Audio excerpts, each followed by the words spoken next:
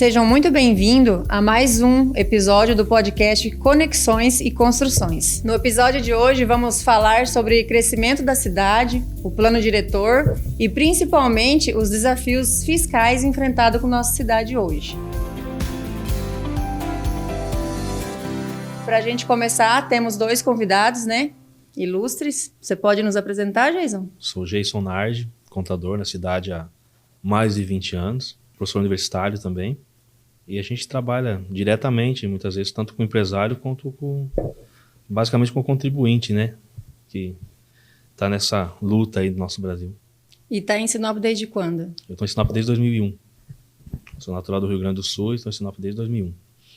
Contabilidade Nardi. Nardi Contabilidade, já desde 2001 já na Pelê de Sinop. Também professor, né? Também professor. Fui professor da Unemate há alguns anos, eu me afastei. E fui professor da universidade particular também durante alguns anos já. E até agora ainda ministro na parte de pós-graduação nessa área também, mas já de forma mais suave. Legal. E temos aqui também o nosso vice-prefeito, né, Paulinho Abreu. Tudo bem, Paulinho? Pode se apresentar para a gente? Tudo bom dia, né? Sou Paulinho Abreu, vice-prefeito de Sinop, engenheiro. Já atuei muitos anos na construção civil na parte de infraestrutura. Tenho participações em empresas incorporadoras e também da construção civil, de habitação. Então, é um assunto que a gente sempre gostou de atuar e defende também o crescimento do setor na nossa cidade. Paulinho e Jason, obrigada, né, por vocês estarem aqui hoje. Vamos começar o nosso bate-papo, certo? Paulinho, você sabe que a cidade de Sinop ela tem crescido muito, né, com a rapidez que a gente não tem quase acompanhado. Esse crescimento, ele está vindo de uma forma estruturada, planejada? Sim, em parte sim, né, tivemos uma defasagem no plano diretor, que ele era de 2006 e foi aprovado no final do ano passado. Mas nesse meio tempo existia uma diretriz de crescimento. Só que a cidade, ela, lá no passado, ela se espalhou um pouco, né, desde Camping Clube Alto da Glória, e o plano diretor na época veio criando todo esse perímetro urbano. Então a gente teve alguns vazios nesse meio, mas hoje também já estão sendo completados. Veio a verticalização também para concentrar um pouco mais esse crescimento. Então, acredito que a cidade está no caminho certo, né? O grande desafio é acompanhar com infraestrutura, logística, saúde, educação, esse crescimento que é acima do normal, né? Então, Sinop, por exemplo, hoje ela precisa de 2 escolas praticamente por ano para atender a demanda de crianças, tanto que nascem e que vêm para a cidade. Mas a questão de crescimento na parte de ocupação, hoje ela já está bem programada, visto que o atual plano diretor favoreceu a verticalização e habitação também social. Em se falando do plano diretor, prevê alguma mudança para facilitar esse desenvolvimento? Na verdade, ele não é uma regra de legislação o período que ele tem que ser revisado, mas as cidades se transformam, as cidades mudam características. Por exemplo, nós temos o lado de lá da BR, que era um industrial, hoje tem shopping, tem faculdade, começa a ter prédios residenciais e há uma transição, por isso que o plano diretor deve ser revisado devido à transformação das características de regiões e da cidade também, até da própria economia, né? Como falei, Sinop antigamente era uma região de indústria madeireira, hoje é uma região de serviços, está vindo outros tipos de indústrias, né, do agro. Enfim, então o plano diretor tem que ser moldado e revisado conforme a evolução da característica da cidade. Legal. E como garantir que o crescimento não traga problemas com falta de infraestrutura no trânsito, que hoje está caótico? Então, uma questão que o plano diretor abordou é hierarquização viária, que é a projeção de vias que devem ser continuadas, né? Por exemplo, a Avenida dos Tarumãs hoje ela é projetada para cruzar todas aquelas áreas que estão vazias ainda até o aeroporto, a Flamboyants. Existem previsões, por exemplo, que foram dadas continuidades da Pinheiros, né? Precisa se fazer um trabalho para fazer uma travessia ali no bairro Carandá, ligando até aquela região do Florença e Aquarela e condomínios. Enfim, são garantias de que esse fluxo vai poder prosseguir, né? Independente se vai ter loteamento ou condomínio. Por exemplo, se um empresário tem uma área que é cortada por avenidas que já estão definidas no plano, ele só pode fazer empreendimentos que contemplam essas avenidas. Não pode querer fazer um condomínio fechado interrompendo uma via dessa. Então, essa é uma garantia de fluxo para o futuro e algumas intervenções que têm que serem feitas aí para já nos espaços urbanos atuais para poder garantir que se o trânsito da cidade continue fluindo, né? E esse plano diretor, para ele ser formado, para ele ser decidido, quem que é o comitê de organização? Quem que tem que estar presente? Como que de que forma que ele é criado? Na verdade, existe o Conselho de Desenvolvimento Urbano, que ele é paritário, metade dos membros são representantes do poder público e metade da sociedade. Então, você tem lá todas as secretarias envolvidas, meio ambiente, planejamento urbano e habitação, educação, saúde, obras. E também instituições como a AENOR, Associação dos Engenheiros, a Arquinorte, Associação dos Arquitetos, a ELOS, que é a Associação dos Loteadores, OAB, enfim, são vários representantes que discutiram. Houve uma empresa contratada para conduzir essas discussões e elaborar todos os estudos técnicos, mas todas as decisões foram tomadas em conjunto com esse conselho, que se reunia mensalmente. Até o final do projeto tem uma audiência pública, né? E por fim ele foi debatido na Câmara, que também ouviu, nos pontos críticos que o debate final sempre é na Câmara, ouviu também o Conselho e empresários para chegar a algumas alterações pontuais para poder ser aprovado na Câmara. Quanto aos proprietários, por exemplo, vou dar um exemplo ali da área ali rural que tem em volta do aeroporto. Os proprietários, eles participam do plano diretor? Olha, até lembrando, antes mesmo da audiência pública, houve uma reunião aberta para empresários e instituições para fazerem sugestões e muitas foram ou não foram acatadas no conselho depois. Então, os empresários tinham o direito de falar, eu quero que inclua a minha área aqui porque eu preciso, eu tenho um projeto assim, ou não, essa aqui está com uma faixa exclusiva de comércio, vai prejudicar a minha área. Então tiveram essas discussões, a maioria foram acatadas depois pelo conselho, mas assim, alguns empresários ou não participaram ou não tinham sugestões, mas enfim, foi aberto para que todos pudessem dar suas sugestões e solicitações para depois serem levados ao conselho. Foi também amplamente divulgado, mas a cidade também é muito, muito grande, às vezes não alcança todos. Mas foi uma discussão bem democrática essa do plano diretor. É lógico que tiveram alguns, por exemplo, querendo criar áreas de turismo, e entendeu-se que, como você é muito próximo da cidade, é uma expansão futura da cidade, optou-se por nesse momento, não criar essa zona ali, porque é um local que a cidade pode chegar em breve, ainda mais agora com a passagem da rede de esgoto, né? Eu queria que você me falasse um pouquinho, Paulinho, sobre o desenvolvimento da Júlio Campos, porque a gente escuta boatos, né? Então, enquanto há boatos, não há fatos, né? Você poderia estar discorrendo um pouquinho sobre o planejamento da Júlio Campos daqui para frente?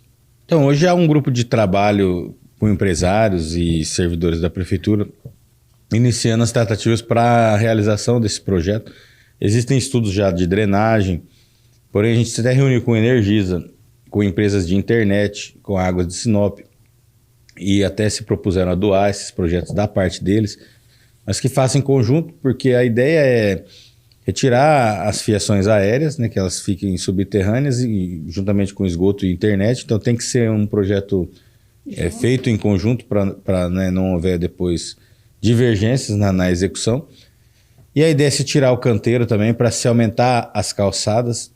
E ainda está assim em discussão, já foi cogitado mão única, mas hoje os empresários, temos até pesquisa já, entendem que deve continuar com a mão dupla. Não vejo problemas, mas a ideia é revitalizar nesse sentido, de aumentar a calçada, ter mais arborização, tirar aquela poluição visual, né, para ser um espaço mesmo para as pessoas caminharem, um espaço de harmonia das pessoas com o comércio. Isso você fala sobre o estacionamento, né? Quando fala em ampliar as calçadas para fazer o estacionamento, tipo como está Tarumãs, Flamboyants?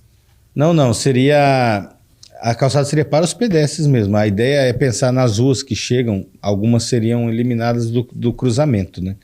Elas poderiam servir como bolsões de estacionamento. Também, questão de estacionamento é um problema que também está sendo discutido. e muitas vezes é um remédio amargo, por exemplo, estacionamento rotativo. A gente vê um grande número de carros que ficam o dia todo ali, né? E aí a população não tem a cultura de estacionamento rotativo e nem de transporte coletivo. São dois assuntos que a gente está discutindo. Transporte coletivo é uma concessão antiga que tem que ser melhorada, e com certeza ela sendo melhorada, o cidadão vai utilizar mais, né? Tendo ônibus com ar-condicionado, mais linhas, vai diminuir o número de veículos também que precisam ir trabalhar, né? Tem um transporte de qualidade. Então são vários assuntos, então é uma coisa bem complexa, porque você não pode simplesmente também falar que vai reformular a Júlio Campos e tirar metade das vagas de estacionamento. Então tem que se pensar num todo para poder fazer um projeto, mas é meta da gestão.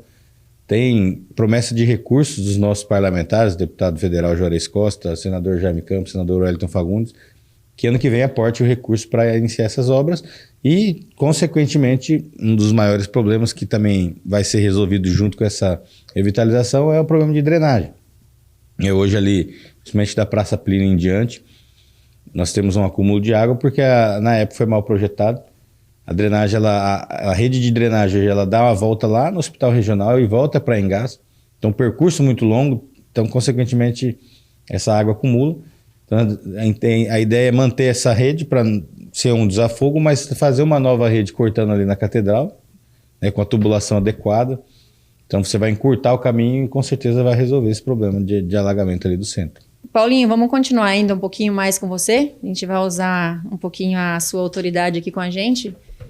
Eu participei de uma reunião na associação da Unicim, e nessa reunião estava todas as associações, e também tinha alguns vereadores unidos ali para estar tentando falar sobre o assunto, né?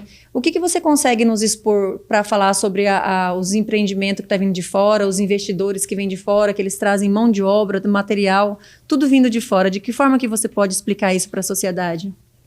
É um assunto bem delicado, porque da mesma forma que nós estamos falando aqui de crescimento, desenvolvimento e fomento à construção civil, é inevitável que, principalmente com a pujança de Sinop e o mercado imobiliário aquecido, venham grandes grupos de fora fazer grandes projetos de habitação, principalmente complexos, por exemplo, de apartamentos, conjuntos habitacionais, né, que são subsidiados também pelo governo do estado, pela Caixa Econômica.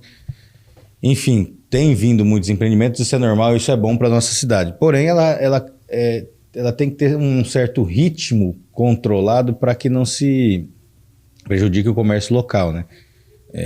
Hoje fomentou-se muito a habitação, por exemplo. Tem grupos aí vindo fazer... lançou já 1.600 casas, outros já tem projeto futuro para 2.400, até aí tudo bem.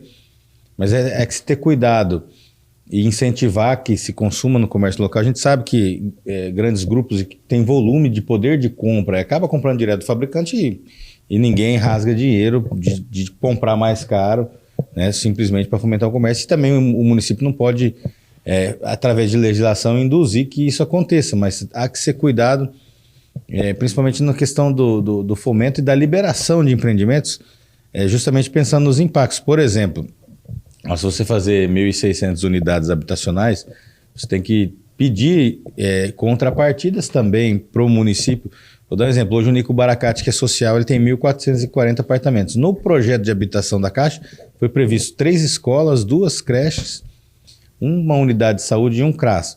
E esse empreendimento particular de 1.600 casas agora deve ser revisto. Então a gente já cobrou que se reúna e verifique quais as contrapartidas que eles vão dar. Isso aí tem que estar no custo do habitacional, porque senão a empresa vem, só pega o lucro, não deixa nenhuma contrapartida para o município e vai embora, né? Deixa a bagunça feita. Além vai gerar, com certeza vai gerar renda aqui, mas não o tanto que deveria, e ainda deixa um conjunto habitacional, o que é bom para o trabalhador de Sinop, diminuir o custo de vida, mas aí acaba sobrando um investimento muito alto para a prefeitura, para depois atender a demanda ou gastar, por exemplo, com transporte escolar, visto que não tem nenhuma escola próxima, né? Que hoje é um grande gargalo nosso também de custo, é o transporte escolar. Então há que se ter cuidado, tem sim que fomentar a habitação, a redução de custo para o trabalhador principalmente, mas tem que ter esses cuidados para que não se criem grandes núcleos urbanos bolsões habitacionais e que depois o município tenha que estar custeando tudo que isso causou, né, principalmente em regiões mais distantes. Sim, Jason, e em se falando da tributação dessa reunião, o que você tem a falar para a gente em relação a isso? Levando em consideração até o que o Paulinho comentou, a tributação em si não tem uma alteração. O que muda é justamente o custo da mercadoria. Para quem está comprando lá fora, acaba tendo um ganho em virtude de ter um poder de compra maior. Então, acaba optando por comprar de fora ou do local que ele tem de origem e trazendo para cá esse material, essa matéria-prima, esse material secundário, enfim. Só que, ao mesmo tempo, essa entrada dessas grandes empresas, ela diretamente fomenta todo o comércio. Com pessoas que vão estar usando o comércio, com a utilização de alguns produtos que aqui vão acabar atendendo eles de uma forma mais rápida, né? Então, é claro que é positivo essa vinda dessas empresas, esse crescimento da cidade depende disso, né? Mas a tributação em si, dizer que tem uma mudança muito grande, que vai pagar um imposto mais barato de fora, vindo para cá, de forma direta isso não acontece, né? Não tem nenhum incentivo, tanto por parte do município quanto por parte do próprio estado do Mato Grosso, a fazer uma tributação reduzida para essa empresa. Mas e quando eles vêm para cá, o ISS fica onde? O ISS do serviço que é prestado aqui para uma empresa daqui fica para Sinop, né? É uma empresa que é de fora e ela presta serviço aqui, ela deveria recolher o ISS no município. Então, o que acontece é que ela... INSS, da matrícula do INSS. O INSS, como o empreendimento na região, o CNO da obra é aberto no local, então acaba tendo retorno para o município. Não é de nível federal, né? Mas ele retorna para o município. O que acontece é que existem situações que a empresa, muitas vezes, aí entra a parte contábil, né? Não trata da forma correta o que a legislação manda e muitas vezes faz a nota fiscal no intuito de receber aquele valor e não informa que aquela utilização daquele serviço ocorreu no município, por exemplo, que é Sinop. Daí é o que acontece. É o município que vai receber aquele SSQN, seja ela tanto pelo Simples ou não, é o município, no caso, de origem daquele serviço. Né? Então, o que acontece? O que a gente acaba vendo no decorrer? Existem pessoas que acabam desenvolvendo essa prestação de serviço em Sinop e com o passar do tempo, isso a gente consegue ver historicamente, por estatística, ela acabou vindo para Sinop, estabelecendo a raiz aqui, trazendo aquele CNPJ para cá, então começou a fomentar para o município isso. E, consequentemente, gerando mais empregos para Sinop, gerando que outros prestadores de serviço utilizem daquele serviço dele também. Só que é uma questão que acaba acontecendo de forma natural, né? O que tem que tomar cuidado como o Paulo falou, a questão de você, de alguma forma, fazer com que essa empresa dê essa contrapartida que naturalmente vai acontecer o inverso, né? Que é gerar empregos, que é gerar os prestadores de serviço daqui, como o contábil, advocacia, na parte de saúde, que vai utilizar, né, o que essas pessoas que estão vindo para cá necessitam. Que bom. Paulinho, em se falando em mão de obra desse povo que vem para cá e falando da mão de obra de Sinop, em termos de profissionais da construção civil, você acha que os nossos profissionais hoje deixam a desejar? Eles estão preparados? Qual que é o ver público em relação a esses profissionais liberal, a mão de obra, o mestre de obra e assim por diante das empresas? Na verdade, não é nem questão de estarem ou não preparados. Tem muitos bons profissionais na nossa cidade. O problema é a quantidade mesmo, né? Quando você tem uma cidade que vem numa crescente, você tem um número de profissionais ali já trabalhando, já com seus compromissos. Muitos de pedreiro migram para construtores e começam a fazer seus próprios empreendimentos. Ele sai do mercado de trabalho e começa a ser empregador. Então, grandes empreendimentos com certeza têm a demanda de mão de obra de fora, né? Isso não é ruim, né? Porque muitos ficam na cidade também, qualificam os mais experientes, qualificam os que estão aqui também e vamos se formando cada vez mais mão de obra. O grande problema é esse mesmo, eles começam a adquirir experiência em um bom ganho e passam a empreender também, o que não é ruim para eles, mas o mercado de trabalho acaba sentindo essa falta. Então, se nós temos um aquecimento muito grande e muitos empreendimentos ao mesmo tempo, se encoste esse problema de falta de mão de obra, o que vai acarretar um certo atraso, né, nos cronogramas dessas obras, né? E quanto aos incentivos que a prefeitura, ela tem algum incentivo que ela dá para esses profissionais sem ser o Senai, o SESI, o Sebrae? Existe algum outro incentivo para profissionalizar esse pessoal? Não, existe programas até do governo do estado em parceria com a Secretaria de Assistência Social de qualificação, né, e é feito lá no Cine. Uhum. Mas o convênio é com o Senai, com o SESI, com o Sebrae, não tem nenhum outro diferencial, mas... Vocês estão juntos, trabalham juntos? Sim, tem um convênio, o município contrata uma parte desses cursos aí, por exemplo, de operador de máquina, temos também. Então, são algumas turmas durante o ano que são formadas em qualificação e capacitação. E as próprias empresas estão incentivando isso também. A gente vê muitas empresas que elas buscam de forma particular esse incentivo para que a pessoa estude, para que ela desenvolva um melhor trabalho e, consequentemente, ela vai ganhar com isso, né? E, Geison, eu queria perguntar para você, falar um pouquinho para o público, dentro da construção civil, existe algum incentivo tributário, fiscal, que possa estar ajudando os empresários de Sinop? Se existe, você conseguiria citar alguns para os empresários ouvir e ficarem cientes do que eles podem estar buscando com os seus contadores? Sim, não só em Sinop, na verdade, né? Tem incentivos a nível federal. Sem a gente entrar no assunto de regimes tributários, que dentro da questão do presumido, do simples, do lucro real, essa é uma situação que ela acaba sendo ambientada de acordo com que aquela empresa está no ramo de negócio, enfim.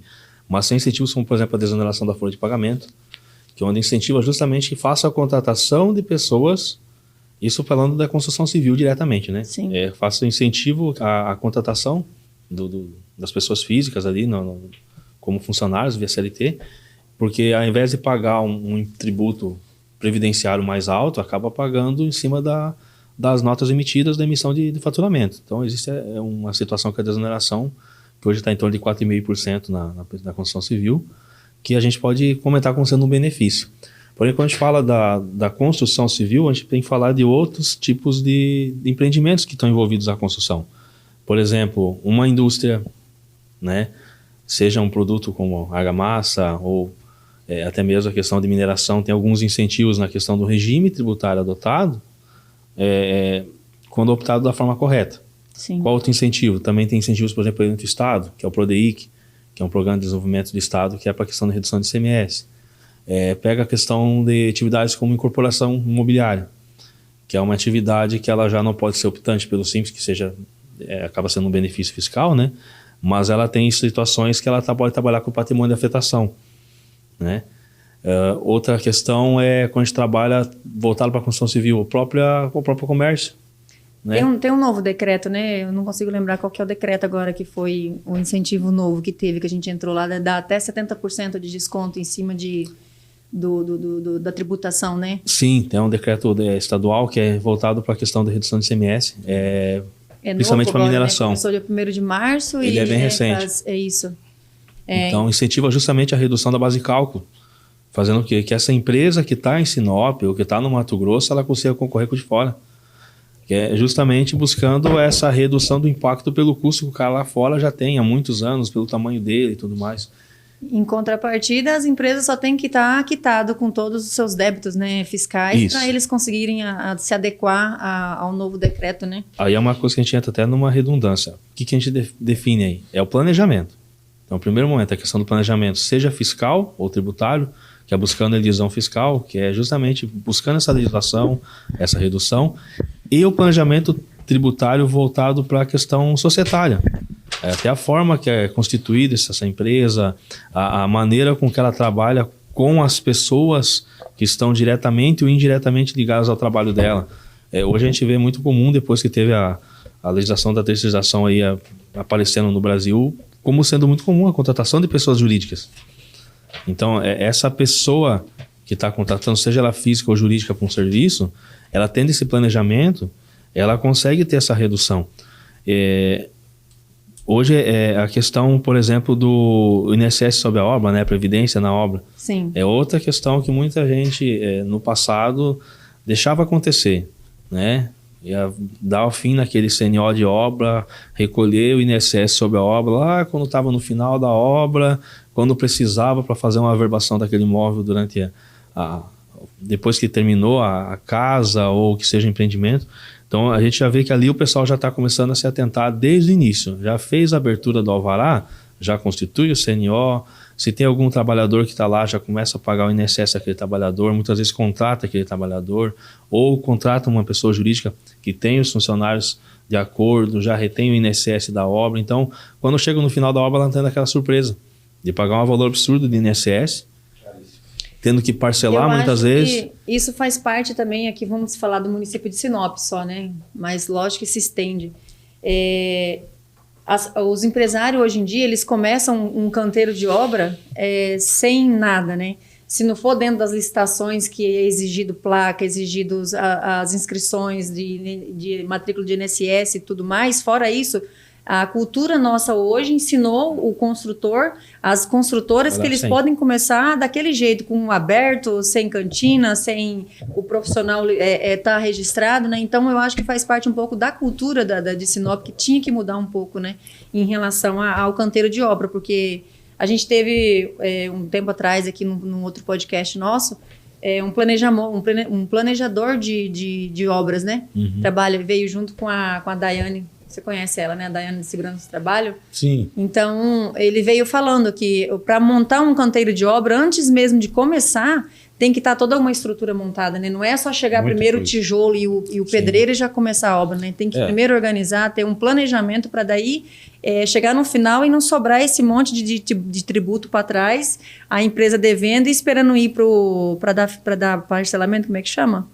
Faz o parcelamento, ou para mas quando refis, vai para... Ou vai para a dívida ativa, né? Isso, eles esperam ir para a dívida ativa para daí vir surgir um parcelamento. Eles mal sabem que vão estar pagando 3 vezes mais o valor do imposto. Não, as multas, né? Desacordo com a legislação trabalhista, existem multas pesadas, né? Apesar de que o nosso governo hoje judia um pouco, né? Porque a tributação, ela tá alta, né? Porém, se você não andar certinho, ela se torna 3 vezes mais alta do que aquilo que era para ter de início, né? A gente falar que tem incentivos, assim, não tem muitos incentivos. Hoje o próprio mercado exige que você seja correto, tenha empresa, faça corretamente, faça recolhimento, e assim, isso obriga a pessoa a se adequar à cultura. Sim. Né? Se a gente for pegar, a gente imagina o seguinte, vai fazer um grande prédio, já tem tudo organizado. Você entra numa obra dessa, tem tudo separado, tem capacete, tem plantel de proteção, tudo organizado. Mas isso não é porque é um grande prédio. Uma casa pequena tinha que ter isso também. Sim. Então, nesses pequenos detalhes, no desperdício do material, você já ganha. Então, é essa cultura que você está falando que hoje já está começando a mudar, porque aqui em Sinop a gente vê que é fora da curva, é diferente de outras regiões. É que na verdade está se fechando o cerco, né? Está chegando num ponto e hoje tem muita entrou, obra. Você tem que provar que saiu, né? Então você tem que provar que entrou e provar que saiu. Vai chegar uma Você hora vai em qualquer município, não é igual que Sinop, porque cada rua que você passa tem uma obra. Só que dessas obras, o que está acontecendo? A gente tem muita gente que é investidor. Sim. Esse investidor está ganhando esses pequenos detalhes. Se ele deixar desorganizado, ele não vai ganhar na hora de vender. Muitas construtoras e fornecedoras acham que a contabilidade é só para pagar imposto, mas na verdade é bom que o contador pode ajudar a reduzir ainda mais esses impostos, né? O que você tem a dizer? Porque hoje alguns empresários que eu andei conversando, eles falam que o contador ele está ali só para imprimir o boleto. Uhum. Que quem tem que olhar o que existe por trás de incentivo ou diminuição ou aumento é o empresário, né? O que você tem para nos dizer e se defender contra isso sendo um contador? Na verdade, eu falo o seguinte, já inicia pelo planejamento, já é desde o começo. Antes de pensar em abrir aquele CNPJ, já tem que planejar o que ele vai trabalhar, como que ele vai trabalhar, onde que ele vai buscar um incentivo.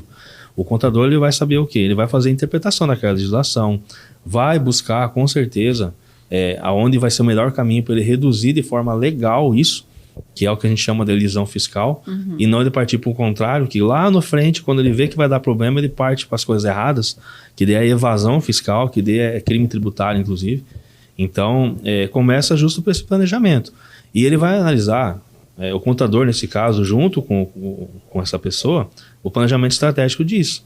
Seja numa forma de contratação, seja na maneira com que ele vai até comprar o produto. Muitas vezes a gente fala, vamos incentivar o comércio dentro do município. Mas se ele comprando de fora, ele vai ter uma redução de alguma forma estratégica, ele vai comprar de fora. Né? Paulinho e Jason, em se falando, né, de todos esses construtores, eu tenho a concepção de várias pessoas que eu tenho conversado assim, e como experiência própria também, muitos profissionais, eles começam o seu profissional, sendo profissional liberal, fundo de quintal, que é chamado o nome, né? Dito popular. Então, assim, eles começam a trabalhar e conforme a sociedade vai exigindo para ele receber, ele tem que empenhar, para ele receber, ele tem que ter uma CND, para ele receber, ele tem que ter um CNPJ. Então, ele vai se forçando a virar um empresário. Então, ele era uma mão de obra, um profissional liberal, que dali ele teve que partir e se tornar um empresário. Então, o que acontece? Eles crescem de forma desproporcional. Por quê? Eles não têm aquele tempo que nem você falou, de planejar, de ver o segmento, Muda porque precisa. o regime. Então, ele já começa na pressão.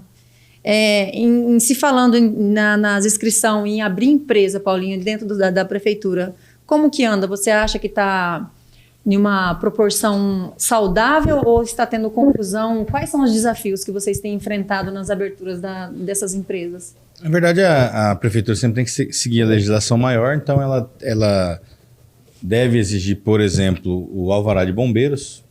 Consequentemente, agora é um grande impasse, que já faz uns 6 anos que vinha fazendo leis de regularização vigentes no município, porque a regularização deve ter um início e fim, e entende-se que as pessoas, após essa regularização, devem começar a construir somente de forma legal.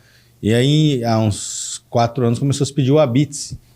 E como, até para não causar um impacto social na cidade, existem, principalmente na Júlio Campos mesmo, que são imóveis antigos, muitos prédios que não têm habite-se. Então, para a prefeitura não travar a abertura de novas empresas, até aqueles que têm locação de muitos anos, né, não são nem proprietários do imóvel, abriu-se essa janela de regularização, que vai até o final desse ano, onde o proprietário assina um termo se comprometendo a regularizar e o alvará é liberado novamente.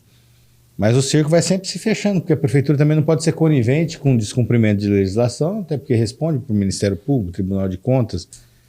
Até no caso, a prefeitura liberar o funcionamento de um comércio, por exemplo, sem as devidas, sem um habite, que dá a comprovação de que a obra foi feita de acordo com o projeto, sem um bombeiro, sem acessibilidade, a própria prefeitura pode responder no caso de um acidente, ou um simples caso de uma pessoa que tem necessidade de acessibilidade, ela pode entrar na justiça e falar como que a prefeitura deixou esse empreendimento funcionar se ele não tem acessibilidade para eu adentrar, por exemplo.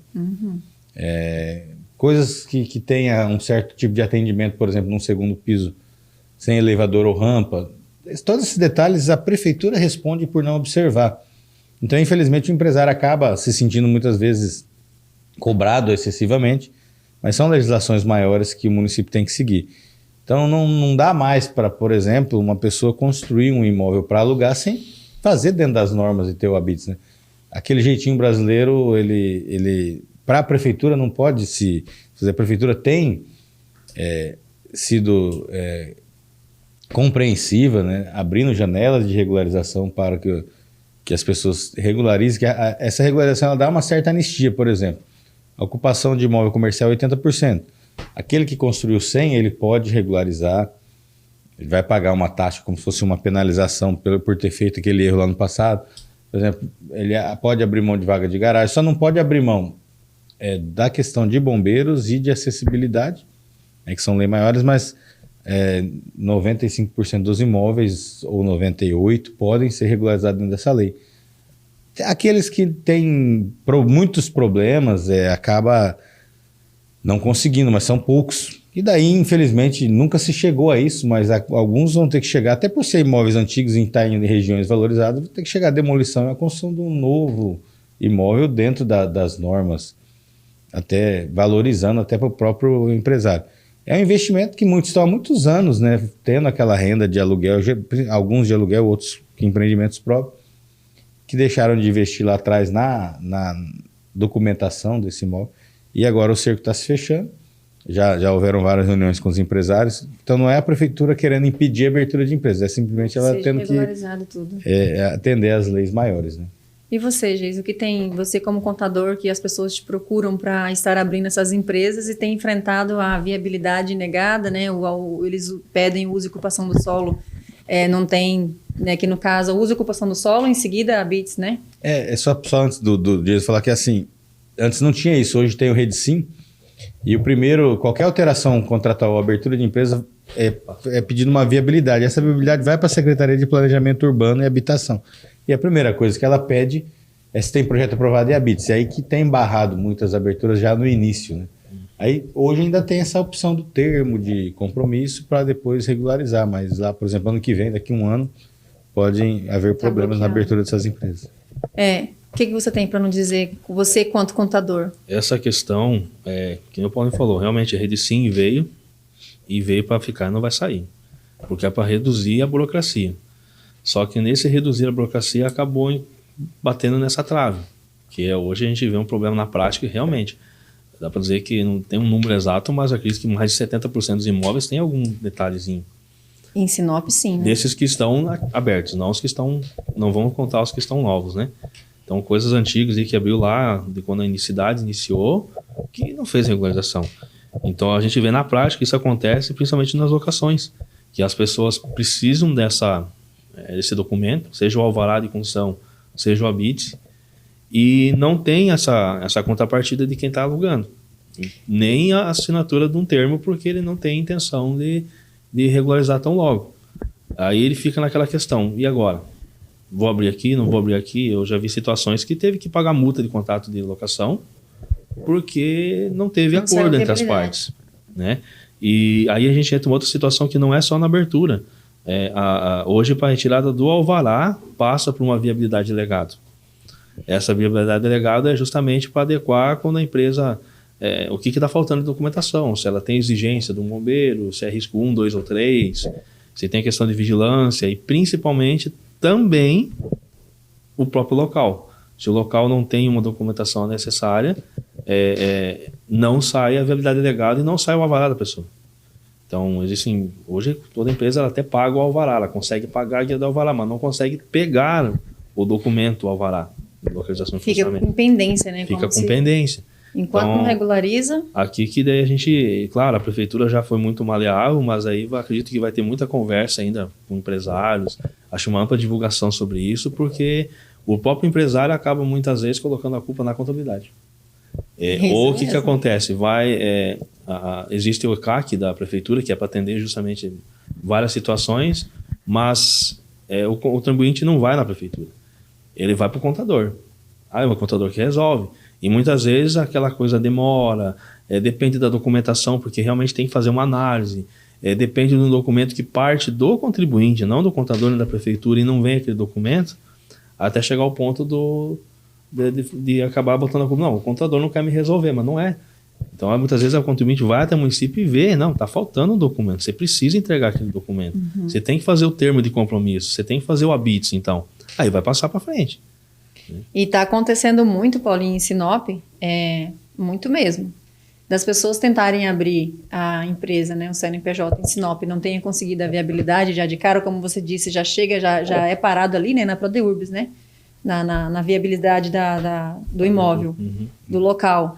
Estão indo abrir essas empresas nos municípios vizinhos.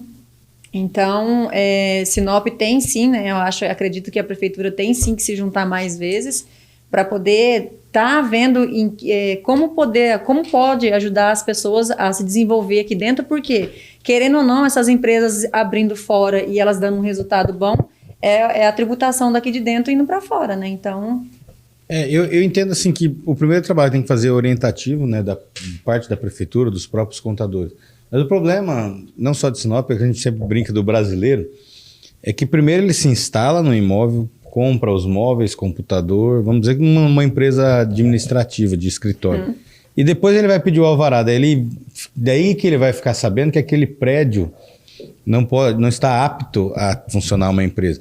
Porque se ele sabe antes, e ele vai locar um imóvel, ele vai locar um imóvel que já tem tudo. Já tem alvará, já tem alvará de bombeiro, já tem habites, já tem tudo que é necessário. Então ele vai abrir com tranquilidade e esse aí vai sim a entrar no sistema do REDSIM, que é justamente para desburocratizar, vai ter toda a documentação, em uma semana, né, me corrija se eu estiver errado, ele consegue o alvará de funcionamento. Mas o problema é o processo inverso, né? A pessoa se instala, faz um contrato de aluguel, e daí ele vai descobrir que o imóvel dele não está apto para a empresa depois que está Então, essa orientação para o empresário é muito importante, e até uma campanha que nós estamos pensando em fazer de divulgação. Existe também o problema, muitas vezes, mas aí são alguns tipos de empreendimento. A pessoa querer, por exemplo, montar uma serralheria ao lado num bairro residencial, que tem barulho, e ela não faz o devido... Não é que não pode, é evitável, mas ela teria que apresentar, por exemplo, um laudo de acústica, de que aquele som não vai atrapalhar a vizinhança, ou um bar que tem som ao vivo. Então são alguns tipos de empreendimento que também, quando chega na Secretaria de Planejamento Urbano, ela tem que ter esse olhar de falar assim, opa, peraí, esse empreendimento não pode nessa região. Embora a nossa legislação também ainda é uma legislação que precisa ser melhorada, que é de uso e ocupação do solo, ela precisa ser mais afinada.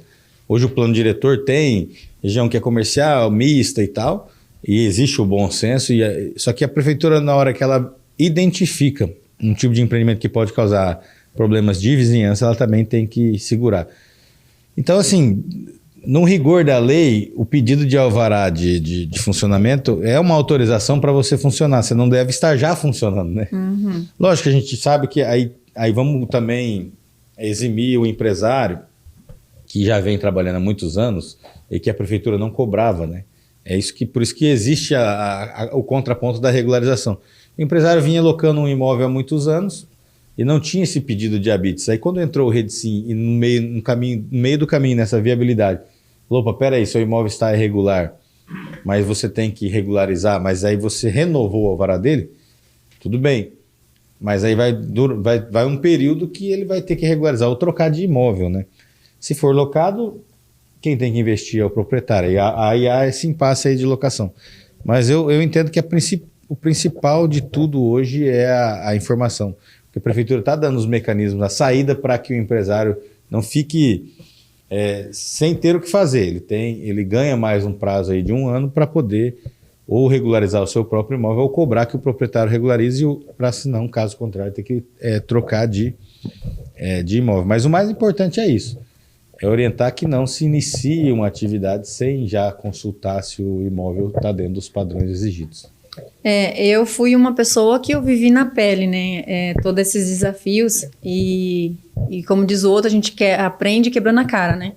Eu comecei com a fábrica, com a indústria no Liqui Norte.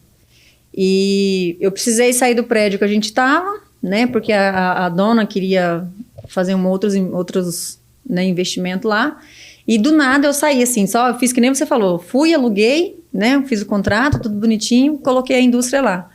E aí o Liqui Norte tem o velho problema, né, de estar embargado? Tinha um questionamento do Ministério Público quanto à forma de doação. Hoje já teve um TAC, né, um acordo com o Ministério Público. Na época, a prefeitura cedeu aqueles imóveis para as empresas na forma de contribuição de melhoria. Então o Ministério Público questionou o valor, questionou a forma de doação, que ela devia ter sido vinculada com gerações de emprego. Mas, enfim, aqueles que estão em atividade, eles hoje eles têm um acordo vão pagar uma diferença de valores para a prefeitura, mas não vão perder os seus imóveis. Então, e eu tive que sair de lá, né? Então, aí eu pergunto para você assim, eu fui para uma área onde é isolada, né?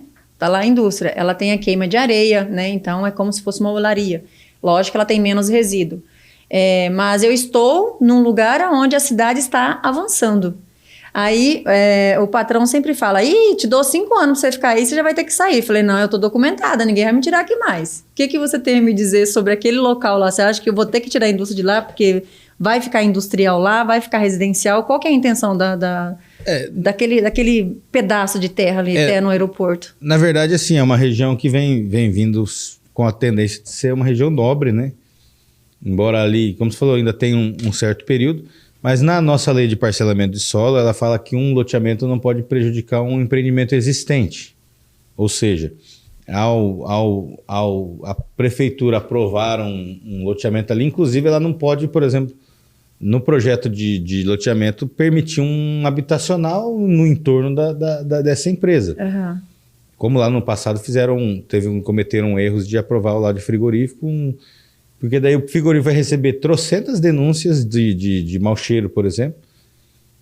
E sendo que se ele atender tudo, ou às vezes ele vai ter que investir mais em filtros e tratamentos para evitar esse desgaste com a vizinhança, mas sendo que ele está certo, porque ele já estava ali, né?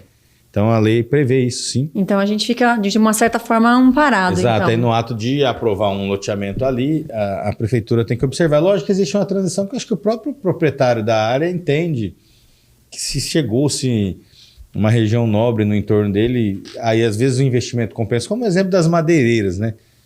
Hoje uma madeireira que ocupa lá, próximo ao shopping, 10 mil metros, quanto que não vale uma área daquela? Ele consegue montar a madeireira, uma madeireira nova em um lugar mais afastado e ainda ter capital de giro com esse dinheiro do que vale aquele terreno hoje.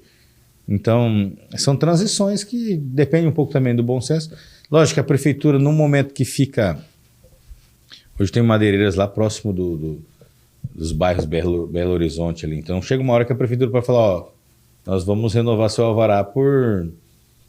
Isso fala casos antigos, né? Uhum.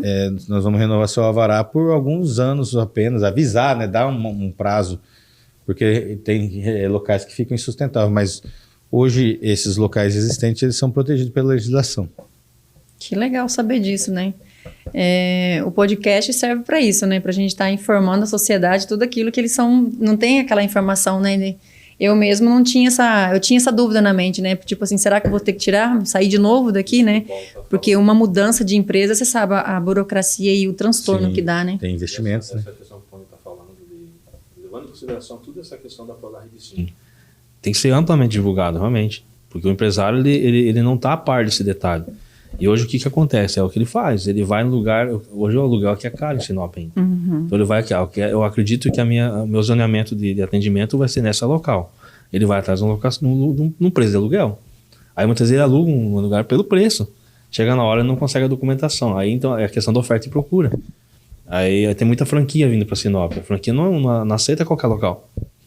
Eu já tive diversos casos que os locais eram ótimos, o lugar era um imóvel tranquilo, com documentação, mas não era um lugar que a franquia deixava. É um estudo que eles fazem que eu não consigo entender, né? Eu agora com a experiência própria não consigo entender que estudo que eles fazem para então, realocar as franquias. São coisas que o empresário chega num momento que ele fala assim, não vou empreender. Claro que o brasileiro era muito insistente, ele vai atrás. O difícil é que a cidade ela vai ter que se ela vai ter que se adequar, vai ter que se adequar. Vai ter que se adequar a essa cultura. O empresário ele vai ter que se adequar. Eles estão acostumados a trabalhar de uma forma que tem a ajuda de todo mundo, né? Tipo a piedade, né? A prefeitura dá um bracinho ali, porque né, é antigo, o contador outro ali. E tem muitos empresários. E agora eles vão ter que dar um jeitinho de se regularizar, porque não vai ter mais para onde correr, né? A prefeitura não tem como fazer milagres, né? Então. E por mais que é divulgado hoje, tem muita informação fácil, né? Instagram, Facebook, WhatsApp, tem um podcast igual a gente está fazendo aqui, televisão, rádio, e a pessoa, não vou falar empresário, as pessoas ainda falam que não sabiam. Sim. Você sabe, Paulinha, que nós da construção civil, estamos, na verdade já está consolidada, né? A Associação da Construção Civil. E nós fazemos parte agora hoje do núcleo na ACES. Então, integralizamos na ACES com o núcleo da construção civil.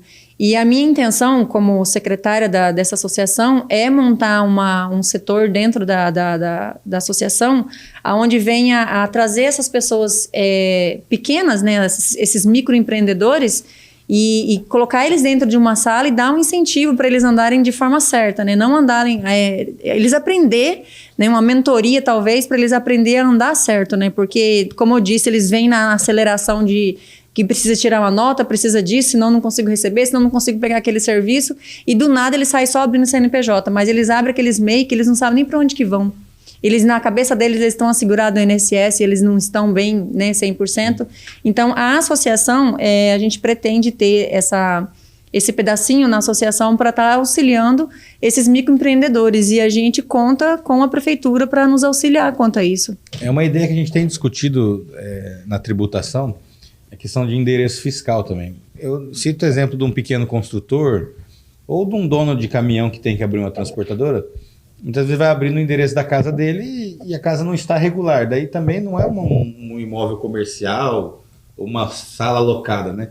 A gente pensa e estuda a questão de endereços fiscais. Por exemplo, numa associação poder abrir 10 CNPJs de associado, num escritório de contabilidade poder utilizar aquele endereço para abrir empresas de um certo porte, de pessoas que apenas precisam do CNPJ, mas eles não precisam do espaço físico para funcionar a empresa dele. Vamos fazer, se ele é um pintor? Exatamente, se ele é só um prestador de serviço e o imóvel, por exemplo, a casa própria dele ela não está regularizada, ele tem a opção de abrir aquele endereço em alguém credenciado, né? Que seja uma associação, que seja um contador. Então isso também tem que ser pensado, que acredito que para os pequenos vai ajudar muito. E gera renda também, por exemplo, um co-work para uma contabilidade, cobrar uma taxa ali para poder ter aquela empresa ali, não sendo uma coisa fantasma, não sendo uma coisa ilegal, pelo contrário, né? Sendo um lugar que vai receber as correspondências, se a pessoa for notificada por alguma infração na parte tributária, na parte da prefeitura, tem ali alguém habilitado e responsável para responder por aquela empresa, né? Então, tem que se pensar que isso aí, com certeza, facilitaria muito a abertura de empresas, pelo menos de pequeno porte. Né? Sim, estamos estudando, né, a possibilidade, como está no início, né? Mas a gente quer sim estar com todos esses microempreendedores para eles conseguirem fazer as coisas corretamente, né? Como você disse, nada clandestino, né? Sim. Então, o cara é um profissional que precisa receber, precisa pegar um serviço e ele não vai pegar se ele não tiver regularizado. Né? Vira uma alternativa àquele que não tem como regularizar seu imóvel, não tem o porquê, às vezes, né? Se é somente uma habitação, que embora a habitação também deveria ter o habite, mas ele não existe uma trave, a moradia da pessoa, então, quanto menos também a prefeitura adentrar, ela tem que fiscalizar a obra. Depois que está pronto, não tem como a prefeitura ir lá adentrar e exigir que o morador tenha um habite, embora a lei preconize isso. Mas dar essa opção seria uma alternativa também que ajudaria muito. Mas as coisas vão mudar, né? Porque agora para você construir, você não começa a levantar um tijolo se o alvará não estiver liberado, né? Então, com os novos loteamentos que já entra dentro dessa normativa, né? Qualquer um que comprar um lote, ele vai ter que entrar dentro da regularização, né? Então, isso serve mesmo só para aqueles que já estavam irregular, né? Mas isso até a própria Receita Federal hoje tem o DTE, que é o Domicílio Tributário Eletrônico. Então, o que acontece? Ele vai ativar um e-mail, ele vai ativar uma caixa postal pelo certificado digital, onde qualquer correspondência, seja fiscal, seja de aviso, seja tributária, ele recebe nesse DTE e tem validade jurídica. Então, o mesmo pode acontecer com o município, com o Estado já tem isso agora também. Uhum. Né? Isso ajuda, né? Se vocês pudessem mudar 3 coisas para melhorar a vida dos empresários e da construção civil em Sinop, que seriam? Pode cada um falar um pouquinho? Quais são as 3 coisas que vocês mudariam para ajudar os empresários? Primeiro, como a gente já falou, é a questão de informação, né? de orientação maior principalmente para os pequenos empresários. O município, eu falo como município, a gente gostaria muito de poder criar mais incentivos fiscais, porém, como eu falei, Sinop é uma cidade de grandes demandas e hoje a gente não pode ter renúncias fiscais, né? E, felizmente, mesmo sem alguns incentivos específicos, a gente vê a construção civil nossa muito forte e acima da média dos outros. Existem incentivos, por exemplo, como nós comentamos no assunto da habitação, ela já tem incentivos de TBI e uma diferenciação de tributação que é o RET, né? Então, informação, orientação, incentivos que a gente gostaria de poder dar mais e também qualificação de mão de obra também, que a gente também gostaria que tivesse muito mais para nós termos tanto qualidade quanto agilidade nas construções do nosso município. Não sendo redundante, mas esse incentivo que eu falo é incentivar que aquele empresário vai entender o que ele está fazendo. Ele tem que entender onde que ele tem que buscar, ele tem que procurar a contabilidade dele, procurar que seja o órgão de classe dele, para ele entender como que ele tem que fazer esse empreendimento. E daí ele não vai entrar num problema que justamente seria a questão da localização, de optar por uma atividade indevida. Quantos aí, muitas vezes, eu pretendo no futuro ter uma atividade tal. Aí inclui aquela atividade como atividade secundária. Aquela atividade secundária que gera uma série de obrigações acessórias perante o município ou perante o Estado que ele nem vai estar fazendo. Então, muitas vezes, atrasa a vida dele, da atividade principal dele, por causa de uma atividade secundária que eu imagino que um dia eu vou fazer isso. Né? Então, ele buscar entender como que é esse empreender. Acho que principalmente isso. E E, claro, contrapartida não só de prefeitura, de qualquer outro órgão público, é buscar esse entendimento por parte do empresário ser maleável. Vocês vão falando aí os dois e eu vou só aqui olhando e lembrando. Nossa, eu já passei por isso. Nossa, eu já passei por isso.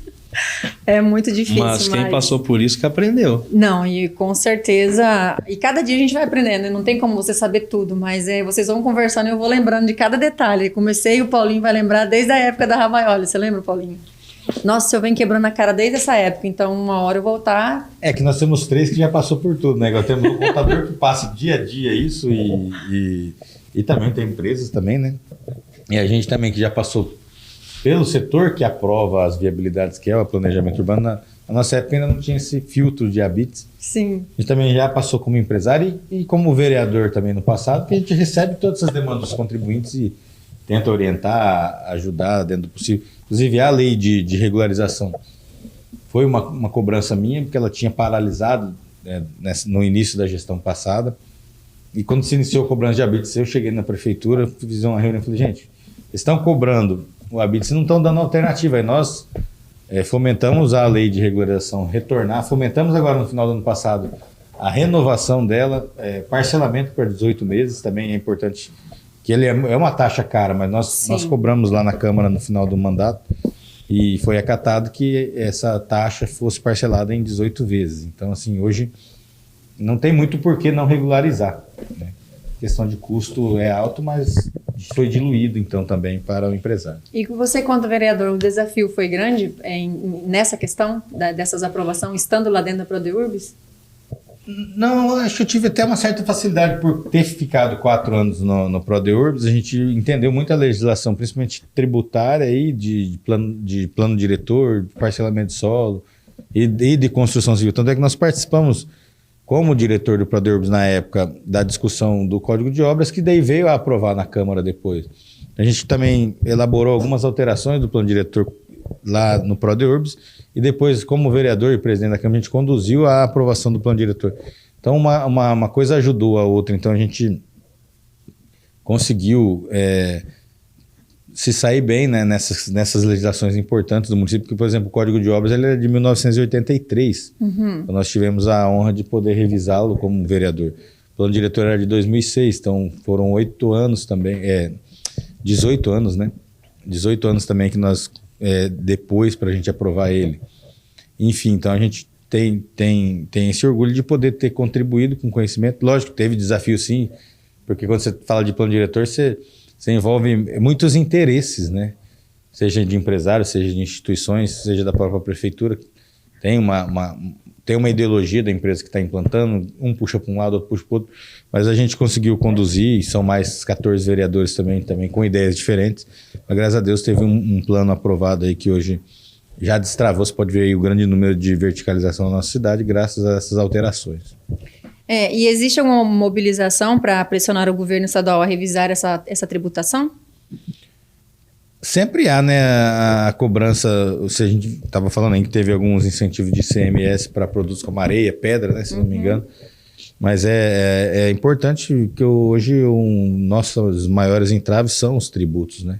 Eu falo assim, como os vereadores agora, você estando na linha de frente, eles estão trabalhando em algo parecido? Você tem algum projeto, alguma coisa dentro da Câmara rodando já para poder estar direcionando e ajudando esses empresários? Não, a nível de município, qualquer vereador pode propor. Lógico que quando é renúncia de receita acaba tendo vice de iniciativa e tal, mas a iniciativa de nível municipal não. A gente até tem um problema, na verdade, dar um spoiler aqui, vai sentir aí um certo impacto no ISSQN da construção civil, que hoje ele está defasado e cobrando 50%. E teve um entendimento do STF de que ele também tem que ser aplicado sobre materiais, né, no caso de obras empreitadas. Porque hoje ele é cobrado sobre... Tem a tabela CUB, né, que ela faz a composição do custo da construção civil. Morre, né, ali na obra você fala, né, os produtos? Não, é que assim, hoje, na hora de cobrar o ISSQN, na hora que você vai tirar uma vara de construção, você pode optar por pagar a aferição estimada, que você paga adiantado o ISSQN. Ele usava a tabela CUB, que são os preços, classifica os custos da construção civil, que é do Sinduscon do Mato Grosso, que até a própria Caixa usa também, né? Aí você utilizava só ainda 50% do item mão de obra. Vamos dizer lá, um exemplo, uma construção média de uma casa. Ela está lá na tabela CUB, R$ 2.300 o custo dela. E a mão de obra só estava R$ 1.000. Aí você estava cobrando o ISSQN sobre R$ 500. Então você, quando vai contratar um empreiteiro legal, ele vai te cobrar uns 800 a R$ 1.000 para fazer essa casa, né? Sim. Você estava pagando sobre 500. Então já tinha esse desconto justamente nessa margem de, mas eu fiz a minha por 500, por 400. Que ninguém faz mais hoje, mas... mas um dia, na época lá, quando eu estava no Prodor, um vereador questionou, eu falei, mas esse construtor seu, ele tinha INSS, tinha SEI, tinha empresa? Não, era frio. Então, se você pegar uma construção legal, a prefeitura tem que se basear nisso, era R$ 1.000. Aí a prefeitura está cobrando sobre 500. E tem um entendimento de que ela deve, na tabela CUB tem a composição mão de obra, materiais e serviços, mão de obra, materiais e serviços administrativos. Então, no entendimento agora do STF, o ISSQN deve ser cobrado como um todo. Então, a gente vai manter esse desconto de 50%, mas daí vai se aumentar a base de cálculo do imposto da construção civil. E realmente hoje Sinop cobra menos que Lucas, Mutum e Sorriso, né? Eu acredito que não vai ser um desincentivo, porque as pessoas não vão deixar de construir devido a isso, apenas um ajuste fiscal que a prefeitura vinha cobrando menos, pode até responder por isso. Mais uma vez, a regularização, né? Se se toda a sociedade tivesse 100% regularizada, ninguém sentiria, né? Exatamente. Mas daí a deslealdade chega ao ponto daqueles que trabalham fundo de quintal, né? Aqueles, né, que não tem a empresa, que não é um empresário. Os bons pagam pelos maus.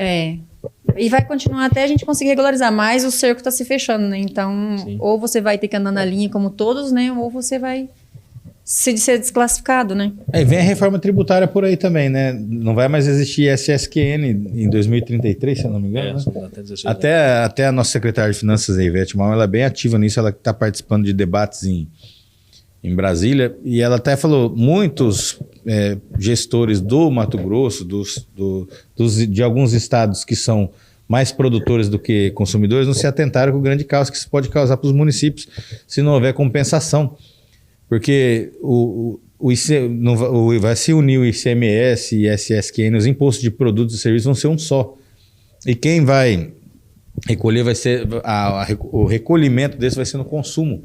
Então nós que produzimos muito e consumimos pouco, nós temos uma população pequena, se não houver uma compensação, nós vamos sair com uma perca muito grande de vai retorno. Vai entrar real, né?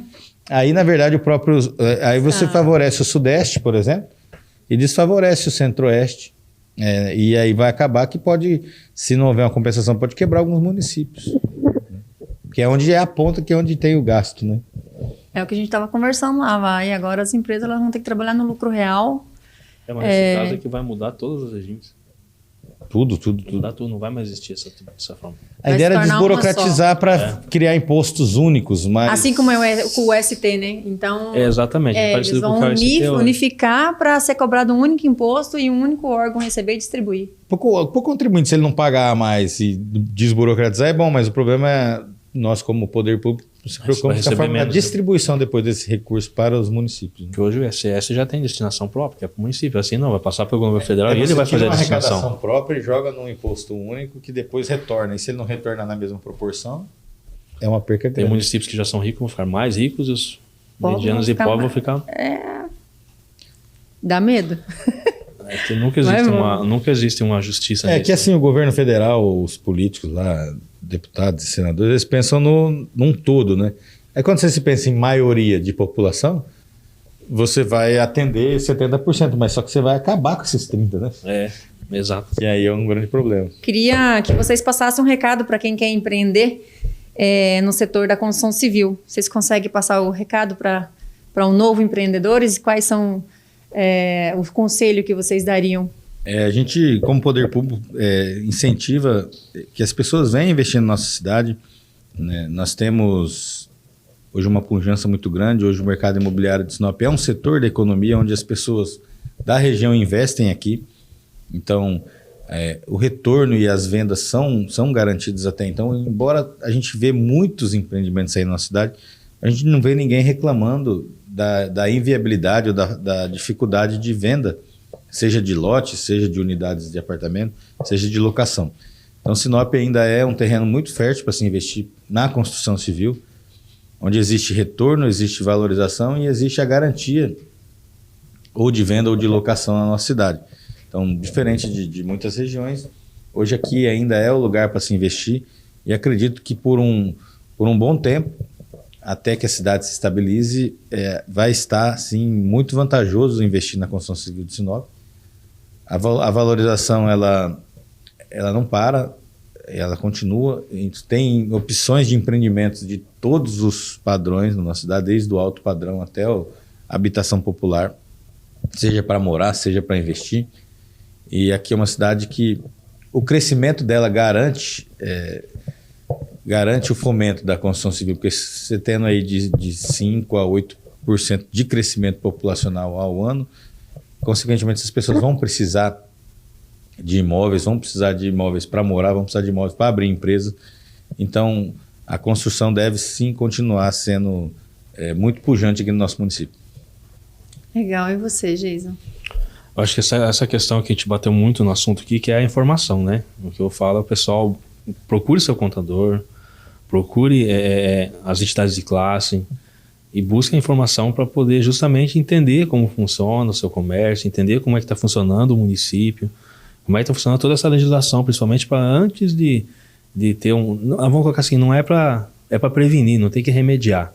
Esse tipo de coisa a gente não tem que ficar fazendo remediação e não tem como fazer alteração na lei. Tem que prevenir para justamente não ter surpresa. E sem falar que a legislação está aí para todos, né? Então, basta você buscar por ela, né? Então, hoje nós temos aí o Google, né? Nós temos o regulamento interno da prefeitura, né? Que eu acho que é aberto para todos, né? Então, é só a falta de informação realmente. Exatamente. Até a gente orienta que ao pensar em construir, ao pensar no empreendimento, consulte um profissional, um engenheiro, arquiteto, técnico de edificações, consulte o contador.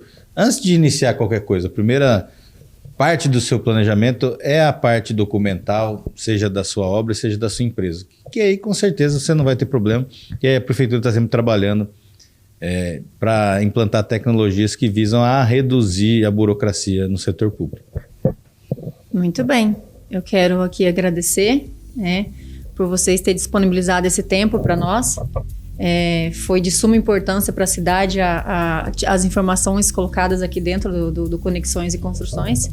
E eu espero ver vocês outras vezes aqui, tá? Meu muito obrigada. Eu que agradeço e estamos sempre à disposição. Nesse episódio, tivemos informações importantíssimas para quem empreende na área da construção civil em Sinop. Falamos sobre a burocracia, a alta carga tributária e a concorrência desleal, que são os maiores desafios hoje, né? Mas também existem caminhos e estratégias para superá-los. Deixem lá nos comentários quem vocês gostariam de ver no próximo episódio do nosso podcast Conexões e Construções. Muito obrigada!